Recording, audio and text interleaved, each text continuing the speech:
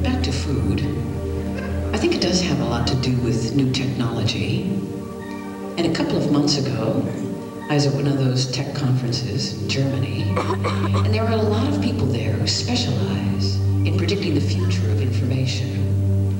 And there was one very old professor there, and he had a lot of colorful charts about information on an overhead projector. And at the beginning of his talk, he announced that he was going to take the long historical view of the subject. And he had a big chart that outlined all of human history. And he began. Thousands and thousands of years ago,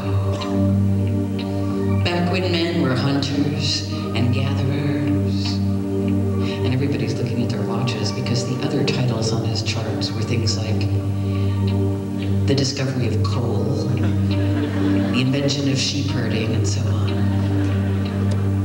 But I mean, after about an hour and a half, he did get around to his main point, which was that this time, we are again in the hunting and gathering stage, but this time hunting for information.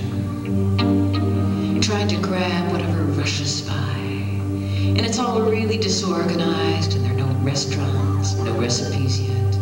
We're just sort of foraging.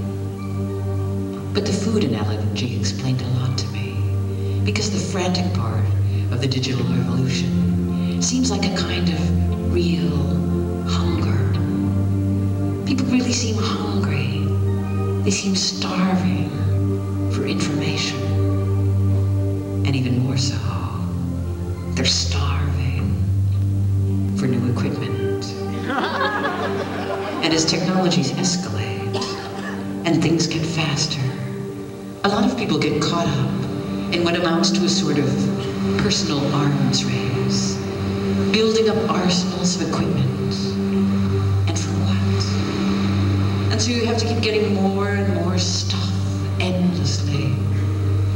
More bandwidth, more storage, more memory, more speed. And you will never, ever have enough. It's like you're in a race against speed itself.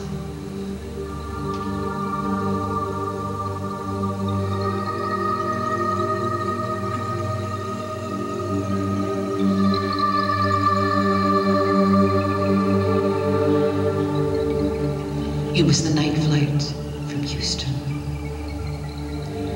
Almost perfect visibility. You could see the lights from all the little Texas towns far below. And I was sitting next to a 52-year-old woman who'd never been on a plane before. And she said her son had sent her a ticket and said, "Mom, you've raised 10 kids. It's time you got on a plane." And she was sitting in the window seat staring out. And she kept talking about the Big Dipper and the Little Dipper and pointing. And suddenly I realized that she thought we were in outer space, looking down at the stars.